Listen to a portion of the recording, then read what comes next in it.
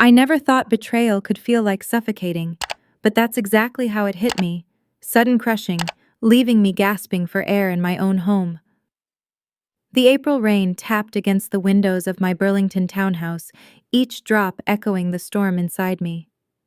My phone lay in my hands, the screen still lit with words I couldn't unsee, words that would forever shatter the fragile image of family I had clung to for 35 years. It all started with one accidental text. My brother Kevin meant to send it to the secret group chat he shared with my parents, but instead he sent it to the family chat that included me. Just 8 words carelessly typed. The family ATM just sent another $3,000. I froze, confusion twisting into dread. ATM. That was me. And then seconds later, my father's response appeared beneath it. LMAO, keep that gravy train running. She's too stupid to realize we're using her. I thought my heart had stopped. My hands trembled as another message flashed across the screen. My mother this time just bought those golf clubs your father wanted. Jordan would flip if she knew her money went to those instead of meds. My name is Jordan Wright. I'm 35 years old. For the past 5 years, I've been sending my parents $3,000 every single month. I built a successful marketing consulting business after college, and when it started taking off, I thought I was doing the right thing, being a good daughter, helping them live a retirement free from stress and struggle. I gave them so much, sometimes more than I could afford, because I believed they needed me, because I wanted to believe I mattered. But as the screenshots poured in, Kevin desperately trying to delete them, but too late, I realized the horrifying truth. For years they had been laughing at me, plotting together how to squeeze more money out of me, lying about bills, inventing medical emergencies, manipulating my guilt to bankroll their vacations, their condos, their luxuries. I couldn't breathe. I scrolled until my vision blurred, each message more poisonous than the last. Kevin suggesting they start a betting pool on how quickly I would send money. My father bragging that I was such a sucker for helping family. My mother mocking me, saying she almost felt bad. Almost. I stumbled to my couch, the phone slipping from my hand as nausea rose in my throat. In 5 years, I had sent them over $180,000, not even counting the extra $40,000 for emergencies. A broken furnace, dental surgery, heart medication, every story carefully crafted to tug at my sympathy to make me believe I was saving them. But I wasn't saving them. I was funding their lifestyle, their lies, their laughter. The rain outside intensified, as if the sky itself was mourning with me. My phone buzzed with call after call, Mom, Dad, Kevin.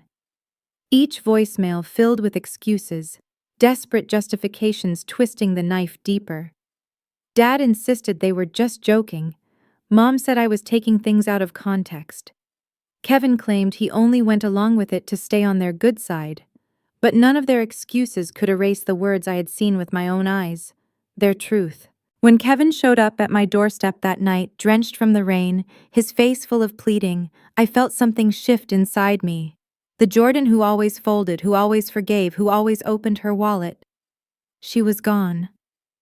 I stood in the doorway, blocking his entrance, my phone raised with his words glowing in the screen. Explain what, I snapped, my voice trembling with fury. Explain how you've all been laughing at me for years. How you drained $180,000 from me while mocking me behind my back. He stammered, tried to push the blame onto our parents, said he was just following along. But I couldn't unsee the numbers, couldn't unfeel the nights. I worked 60-hour weeks, the vacations I skipped, the sacrifices I made, all so they could sip cocktails on cruises I didn't know about, all so they could mock me in a secret chat. I was done. After Kevin left, I sat at my desk and opened my laptop, hands shaking, but my mind sharpening with a clarity I hadn't felt in years. I pulled up bank statements. I opened my investment accounts. I documented every lie, every transfer, every so-called emergency. By the time I finished, the evidence filled 12 pages. 12 pages that screamed the truth I had ignored for too long. To them, I wasn't a daughter. I was an ATM. And ATMs can close. The next morning, I woke up with a clarity that felt foreign, almost terrifying in its sharpness. For 5 years, my identity had been tangled with theirs, the dutiful daughter, the rescuer, the silent provider. But now, staring at the ceiling of my quiet townhouse, I realized that all along I had been nothing more than a pawn in their game. That clarity burned through me like fire, pushing me out of bed and straight into action. I called my best friend Megan, who also happened to be an attorney. When I explained what I had discovered, she nearly screamed into the phone. They did what she demanded. I know, I whispered, my throat raw from sleeplessness. I've been such an idiot. No, Jordan, she said, her voice softening. You've been kind. They're the ones who should be ashamed. The question is, what do you want to do now? I didn't know. Part of me wanted to confront them, to scream until my voice gave out, to make them feel the agony they'd given me. Another part of me wanted to vanish, to cut every tie, to never hear their voices again. Megan grounded me. First, she said, you need to untangle every financial connection. Bank accounts, insurance policies, investments. Protect yourself before they try to take more. Her words sank into me with the weight of truth. I had woven them so deeply into my financial life without even realizing it. I'd added them as dependents on my health insurance. I'd made them beneficiaries of my life insurance policy. I had even set up a secret supplemental retirement fund for them, quietly building it over 3 years with the dream of surprising them on their 70th birthdays. Over $42,000 sat in that account, a symbol of love they never deserved. By mid-morning, I was on the phone with the bank. Yes, I told the representative firmly, I need to close the supplemental retirement account I set up for Robert and Patricia Wright. The words nearly caught in my throat, but I forced them out. When the banker confirmed I was the sole controller, relief mingled with grief. That money, my money, would be back in my account within 3 business days. Step 1 complete. Next, I called my health insurance provider. This one was harder. Removing dependents mid-year required a qualifying life event, and discovering your parents were exploiting you didn't exactly fit neatly into their categories. But after I poured out my story to a representative named Miguel, he paused, then said gently, since they live separately, and you're no longer providing more than 50% of their support, we can process this as a dependent status change. I almost cried right there on the phone. Thank you, I whispered. Step 2 complete. The life insurance policy was easier. A few clicks online, and I replaced my parents with a local children's charity. For the first time in years, I smiled while filling out paperwork. Step 3 complete. By noon, I had dismantled nearly every financial tether binding me to them. All that remained was Kevin's student loan, which I had been paying for 3 years. 2 more years, $580 a month. My chest tightened. Kevin had played along in their cruelty. He had laughed behind my back. But he was also my brother. A part of me still clung to the hope that maybe, just maybe, he regretted it. That hope evaporated an hour later when I received his text. Mom and Dad are freaking out. Dad says his prescription refill was denied at the pharmacy. What did you do? Not a word of apology, not a shred of remorse, just panic that the faucet had turned off. I stared at the message, the rage inside me pulsing like a second heartbeat. Then I typed back each word like a nail in a coffin. Their consequences are not my problem anymore. Almost instantly, my phone rang. Kevin. I let it go to voicemail. I couldn't bear to hear his excuses. Instead, I opened my email and began writing. Robert and Patricia. I typed the formality deliberate, each letter a wall between us. Attached is a comprehensive accounting of the financial support I have provided over the past 5 years, totaling $221,800. Effective immediately, all transfers have ceased. You have been removed from my health insurance policy, and the retirement account has been closed. Your duplicity has been documented with screenshots of your own words. Do not contact me again unless it is to repay what you have taken under false pretenses. Jordan Wright. I attached the 12-page document, read the email twice, then hit send. My hands shook, but not from fear, from release. I blocked their numbers. I unfollowed them on social media. I set down my phone and exhaled a breath I didn't realize I'd been holding for years. 3 days of silence followed. 3 days where I tasted freedom like it was something new. 3 days before the doorbell rang at 8:30 p.m. Through the peephole, I saw them, my parents, with Kevin standing behind them. My father's face was red. My mother's eyes wet, Kevin's expression desperate. I didn't open the door. Instead, I called Megan. "They're at my house," I whispered. "Don't let them in," she warned firmly. "If they don't leave, call the police for trespassing. Trust me, Jordan, once they're inside, it will be much harder to get them out, physically and emotionally." The pounding on the door grew louder. "Jordan," my father shouted, "you can't just cut us off without talking." "We're family." I closed my eyes. Family. The word tasted like poison now. They weren't family. They were leeches. I sent a single text to Kevin. "I have nothing to say. Please leave or I will call the police." Through the peephole, I watched him show my message to our parents. My mother sobbed harder. My father's rage twisted his features into something unrecognizable. Finally, they turned and left. But not before my father shouted one last dagger into the night. "You'll regret this, Jordan. We're family. You can't just abandon us." The irony was bitter on my tongue. They had abandoned me long ago. The emails began the very next morning, as though the pounding on my door hadn't been enough. My mother's message arrived first, a long, guilt-soaked letter about how my father's blood pressure was through the roof because of my behavior. She wrote as if his health were my responsibility, as if their lies and laughter had never happened. Then came my father's terse demand, "Stop this childish behavior immediately," and finally Kevin's pleading text, "They can't cover the mortgage without you. Please, Jordan." I forwarded everything to Megan without responding. She called me later that evening, her tone steady. "They'll escalate before they let go. Be ready." She was right. 3 days later, a certified letter arrived. I recognized my mother's handwriting before I even opened it. Inside, a note drenched in manipulation. "We don't understand why you're punishing us. Yes, we made some jokes in poor taste, but that's what families do. Your father's medication is $450 a month without insurance, and our mortgage is due next week. Do you want your elderly parents to be homeless?" I almost laughed in the word elderly. They were 65 in better health than they wanted me to believe. My father's golf game had never been sharper. I'd seen the photos Kevin accidentally included in the group chat screenshots. Just to be sure, I called the pharmacy where my father filled his prescriptions. Pretending to be my mother, I asked, "What's the cost of my husband? Robert Wright's heart medication without insurance." The pharmacist replied cheerfully, "That'll be $42 for a 30-day supply, Mrs. Wright. Not $450, another lie." That evening, Kevin cornered me in the parking lot outside my office. His eyes were ringed with exhaustion, his clothes wrinkled, his voice breaking. "Jordan, please. They're falling apart. Dad's talking about bankruptcy. They're terrified." "That's not my problem," I said coldly, stepping around him. His voice rose in desperation. "How can you be so cold? They're our parents." I stopped in my tracks and turned to him, fury tightening my chest. "Are they? Because real parents don't exploit their children. Real parents don't laugh behind their daughter's back, calling her stupid for believing their lies." "They made mistakes," he stammered. "No," I cut him off. "A mistake is forgetting a birthday.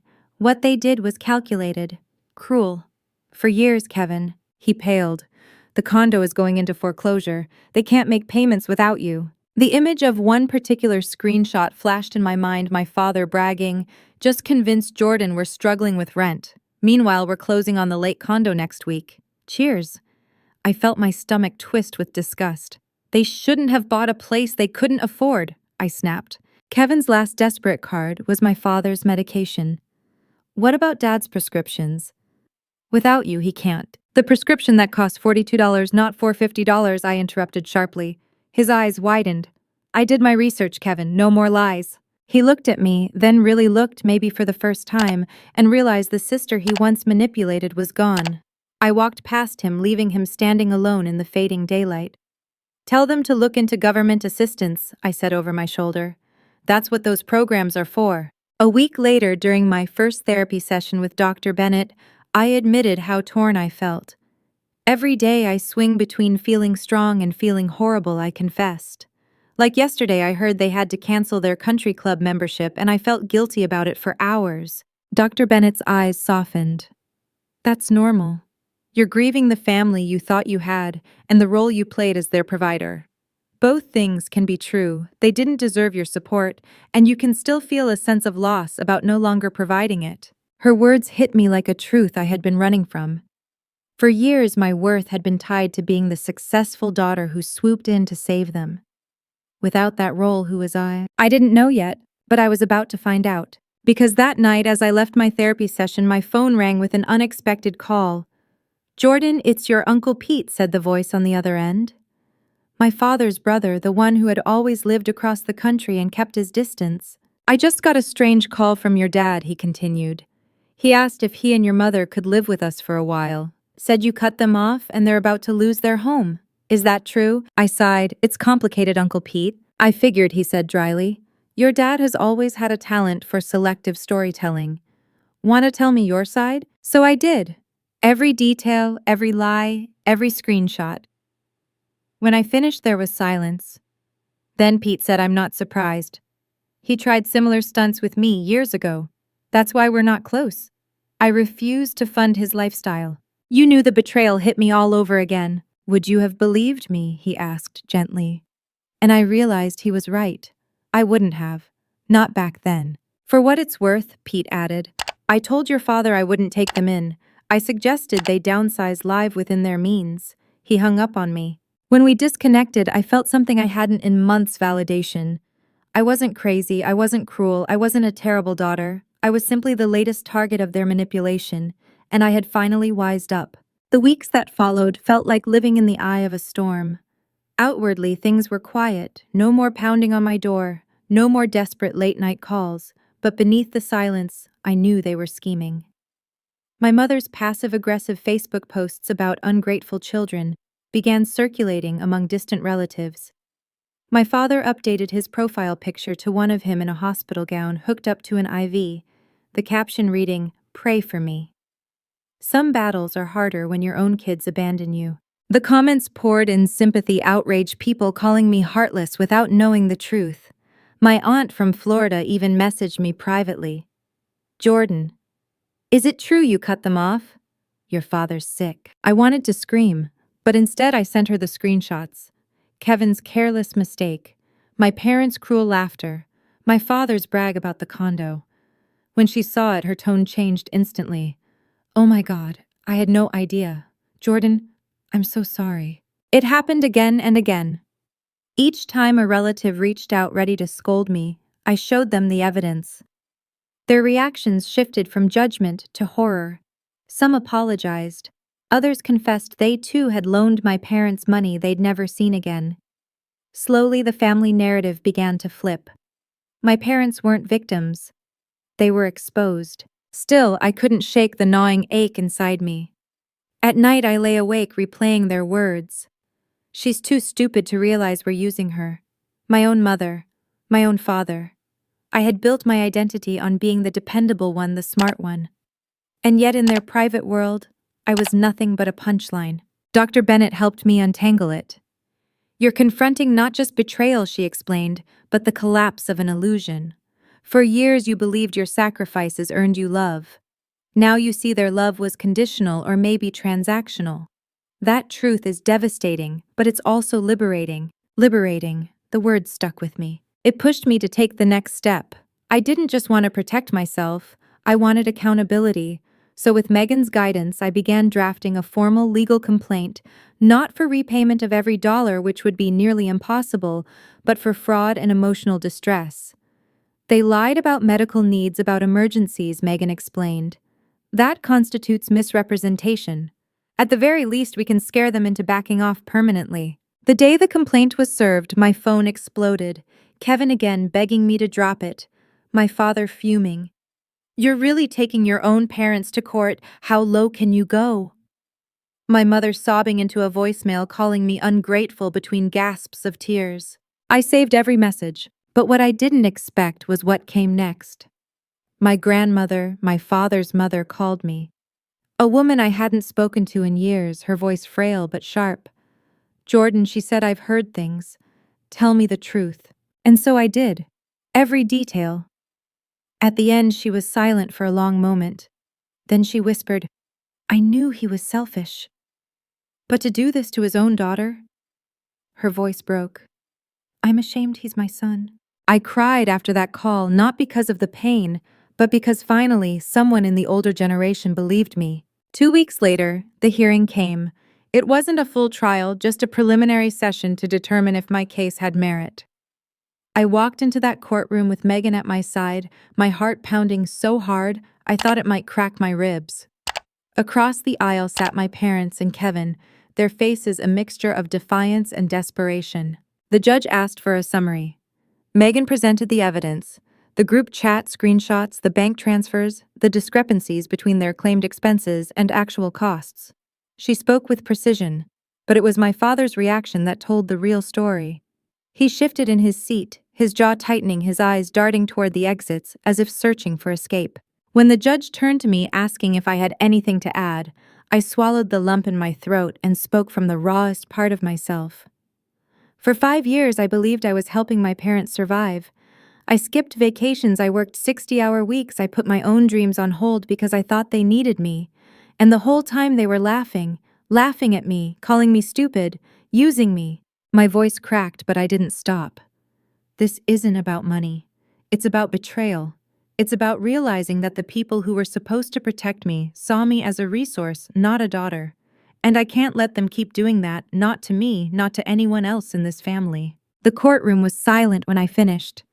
Even the judge seemed momentarily struck. He finally cleared his throat and said, "I'm not here to resolve your family's emotional wounds, but I can say this: the evidence suggests a pattern of exploitation, and that will be taken seriously." I walked out of that room with my head high for the first time in months, but as I reached the courthouse steps, Kevin caught up to me, his face pale. "Jordan, you don't understand. Without you, they'll lose everything." I turned to him, meeting his eyes with a steadiness I didn't know I had. "No, Kevin. Without me, they'll finally have to live within reality." And I walked away. The fallout from that hearing rippled through every corner of my family. It was as if the mask my parents had worn for decades had finally cracked and everyone could see what lay underneath. Relatives who had once defended them now kept their distance. Old friends of theirs, the kind who had been charmed by their charisma, began whispering about the court documents that painted a very different picture. But inside me, the storm still raged. At night, I woke drenched in sweat, hearing their laughter echoing in my head. "She's too stupid to realize we're using her." I would sit up in bed, heart pounding, and wonder if maybe they were right. If maybe my need for their approval had blinded me so completely that I had handed them the knife they used to gut me. Dr. Bennett told me healing wouldn't be linear. "You're grieving not only betrayal, but the fantasy of the parents you wanted them to be," she said. "And grief is never clean." She was right. Some mornings I felt powerful, almost vindicated, knowing I had finally drawn a boundary. Other days I felt small, broken, like the little girl who used to beam whenever her father clapped her on the back and called her smart. That little girl was gone, and I mourned her. One afternoon, as I sorted through old photos for a work project, I found a snapshot of my parents at my college graduation. Dad's arm was slung around me, his smile wide and proud. Mom held a bouquet of roses. And there I was, grinning like the luckiest daughter alive. My stomach turned. That smile was a lie now. Every memory I touched felt poisoned by what I knew. But I couldn't let that be the end of my story, so I began to rebuild. Slowly, carefully. I threw myself into my work, expanding my consulting firm until it was thriving beyond anything I'd imagined. I traveled Paris, Rome, Kyoto, places I had once put off visiting because the family needed help. Each city stitched something back into me, reminded me that life was bigger than the four walls of betrayal my parents had built around me. And then came the letter. It arrived 6 months after the hearing, handwritten in my mother's looping script. My hands trembled as I unfolded it. "Jordan," it began, "we know you're angry, but we are your parents. That bond can't be broken. Your father is struggling with his health and we're about to lose the house. We're begging you, please, one last time, help us. If not for us, for the family name." For the family name. I laughed. Bitter sharp. The family name they had dragged through the mud themselves. The family name they had tied to lies, manipulation, and cruelty. I didn't respond. 2 weeks later, I heard through Uncle Pete that they had indeed lost the condo, sold the golf memberships, downsized to a small rental. "They're living like regular people now," Pete said, almost wry. About time. Part of me felt a flicker of pity. But it passed quickly. Because this wasn't karma delivering punishment, this was simply reality catching up. The final blow came at Thanksgiving. My cousin Amy hosted, inviting me for the first time in years. I was nervous walking in, unsure how many still saw me as the villain. But the moment I stepped through the door, Amy hugged me tightly. "You're safe here," she whispered. And then, to my shock, my grandmother stood from the table. Frail, 90 years old, but her voice still carried. She pointed her trembling finger at my parents who had slunk in behind me uninvited. "You should be ashamed," she said, her voice shaking with fury. "To steal from your own daughter. To mock her. To break her like that. I didn't raise you to be this way." The room went silent. My father's face darkened. My mother's lip trembled. But for once, they had no defense, no lies, no manipulation strong enough to drown out the truth. They left before dinner was served, their chairs empty, their absence heavy but strangely freeing. That night, as laughter filled Amy's house, I realized something vital: my family wasn't gone. My parents had betrayed me, yes, but the word family didn't belong to them anymore. It belonged to the people who believed me, who stood beside me, who saw me as more than a bank account. For the first time, I felt the beginnings of peace. Months passed, and with each one I felt myself stepping further out of the wreckage they had left me in. The weight that once lived on my chest, the constant pressure to provide, to rescue, to be the good daughter, began to lift. My townhouse no longer felt like a prison cell of guilt, but a sanctuary I had built for myself. There were still nights when the old wounds throbbed. Nights when I heard my father's cruel laughter in my dreams, or saw my mother's mocking words scroll endlessly across my phone screen. "She's too stupid to realize we're using her." Those scars will always be a part of me. But scars, I've learned, don't mean you're broken. They mean you survived. Kevin tried once more, months later. He sent a long message filled with excuses about how he had only played along with our parents because he didn't want to be cut out of the family. He asked if we could start fresh. I read it twice, then deleted it without responding. Because forgiveness without accountability is just another trap, and I refused to walk into one again. Uncle Pete called, occasionally checking in, offering quiet encouragement. My grandmother, bless her, would leave voicemails saying how proud she was of me.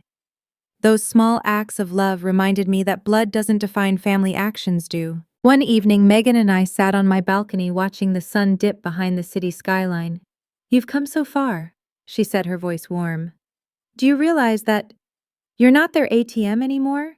You're not their victim. You're you, Jordan." Her words sank deep, and for the first time I felt the truth of them. I wasn't defined by what they took from me. I was defined by what I had chosen to reclaim. The final closure came unexpectedly. I received a notice in the mail: my parents had filed for bankruptcy. Every luxury they once flaunted, the condo, the vacations, the golf clubs, gone. They had spent everything and lost everything. For a moment I felt a pang of sorrow.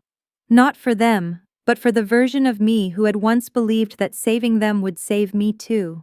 That night I stood in front of the mirror and whispered to my reflection, "You are not an ATM, you are not stupid, you are enough." And I believed it. So here I am telling you my story. Not because it's easy to relive, but because I know I'm not the only one who's been betrayed by the people who should have loved them the most. If you're listening and you've ever felt used, manipulated, or made to believe your worth is tied only to what you can give, please hear me. You are not what they take from you. You are so much more. Betrayal leaves wounds, but those wounds can become your strength. Walking away isn't cruel, it's survival. And survival is the first step toward freedom. If this story touched you, please like, share, and subscribe. And tell me in the comments, have you ever had to break free from someone who betrayed your trust? I'd love to hear your story too.